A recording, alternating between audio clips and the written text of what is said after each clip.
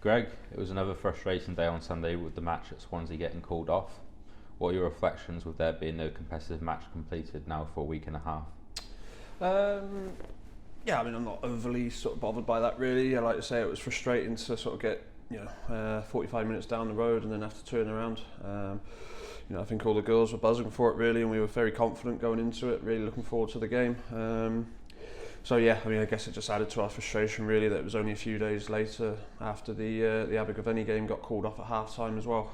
So yeah, it's been a disappointing, frustrating week. But we had a great session last night, another one tonight. Had some really good moments last night in training, so it's all looking really positive at the moment. We've got a fully fit squad now as well.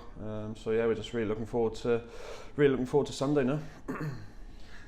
How can you keep the team in the right mindset after the recent events with the postponements?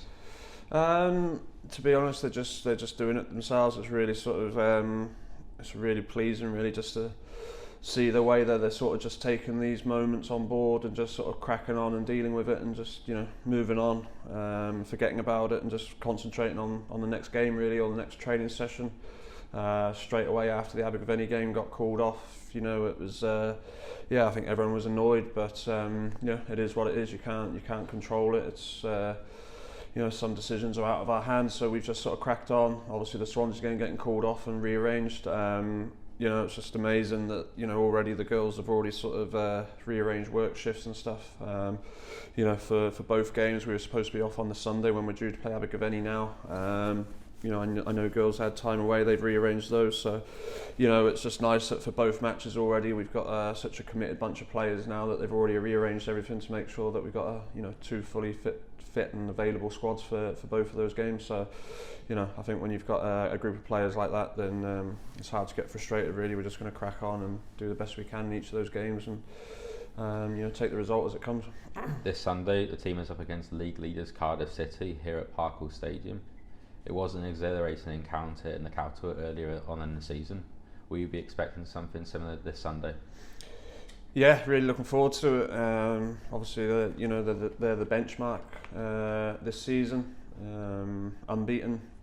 I think we were the first team this year to score goals against them. It was a very close game. I mean, we really put on a good performance. Took them all the way, and I seem to remember the last 10-15 minutes they sort of really struggled to get out of their half. So we were well on top for the last 15 minutes, which obviously we'll be reflecting on, and it's just promising now that the fact that we're playing so much better now compared to 3, 4, 5 months ago. So we're just in a really good place. Like I said, the squad's getting stronger by the week. Players coming back from injury and whatnot. So just everyone's absolutely buzzing for Sunday, and we'll be giving it our best shot.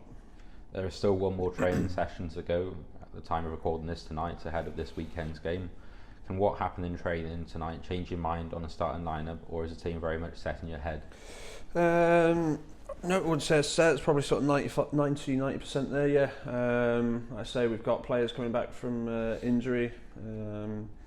So yeah, I mean, it's not set in concrete. It's a nice position to be in. It's obviously a bit of a headache for me trying to fit 11 players into the team now, but it's a position that we need to be in if we are going to start competing at the top of the table. Like I said in weeks gone by, really, it's training will definitely come into it. But I'll be sort of umming and ahhing over certain positions and players probably up until Saturday evening before I sort of have it finalised, really. You alluded to player availability earlier on. What is the update on Chantal Tier and her injury, and is everyone else available for this Sunday? Yep. So Shan had her first full session back last night. So she's she's been great. She's been very patient. We've obviously wanted to get her back as soon as possible because she's such an important player for us. So it's frightening really that you look at the results we've got, and that's without players like Shan being in the squad due to her injury, but she's back now, so she'll obviously add a lot of strength to our squad. And we've also just got one signing literally just in the sort of last moments really, so we're just waiting for her international clearance to come through. But she trained last night, and we're hopeful that her clearance will go through either tomorrow or certainly by Friday, so she'll be available for Sunday really. And yes, she's a player that she'll definitely add a lot of strength to our squad. You mentioned to one signing that will be coming in there. Could we expect to see anyone else before the end of January? Hopefully at least one more. Yeah, I mean there's no major developments with anyone else, so it's going to be touch and go as to whether we can get anyone over the line in time for the transfer window. But yeah, this player, like I say, she'll be announced as soon as the international clearances come through, which we're hoping will be in the next sort of 24, 48 hours.